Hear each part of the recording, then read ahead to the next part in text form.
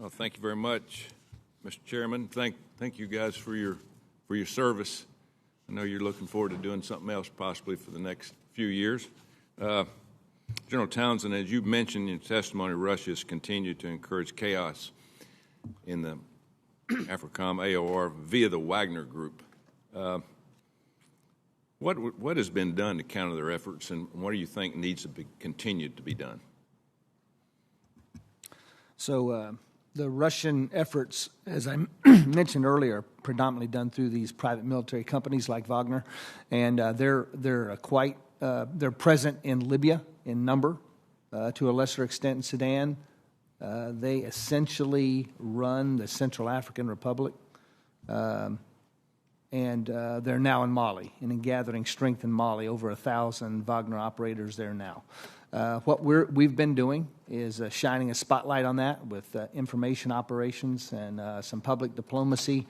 And advising our African partners to try to steer clear of these groups. I think that they are not going to help our African partners, and I think that the government and the people of Mali are going to regret inviting Wagner into their country.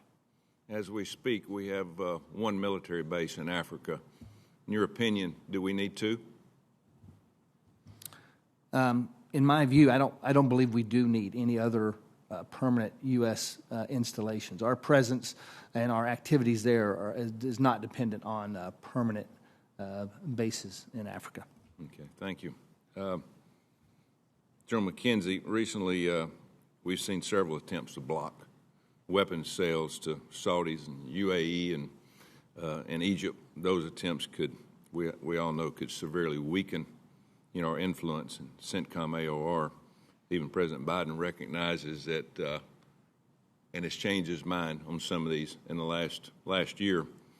What have the Saudis and the Emiratis and the Egyptians specifically requested that we haven't given them?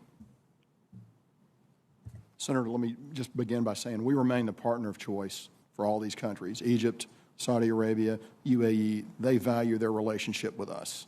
They find it frustrating that in the case of UAE, they've expressed an interest in the F-35, fifth-generation fighter, and we're in a process with them right now to see how that's going to work out.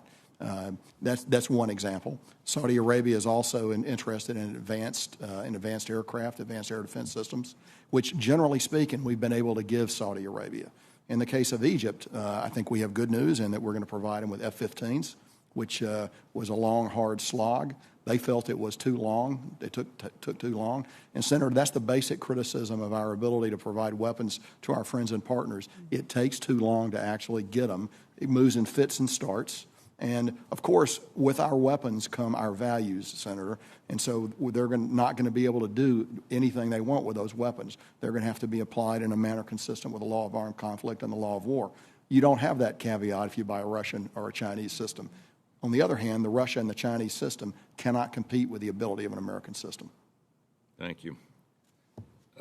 General Townsend, in 2021, China unveiled its plan to complete several thorium-powered nuclear reactors in Africa.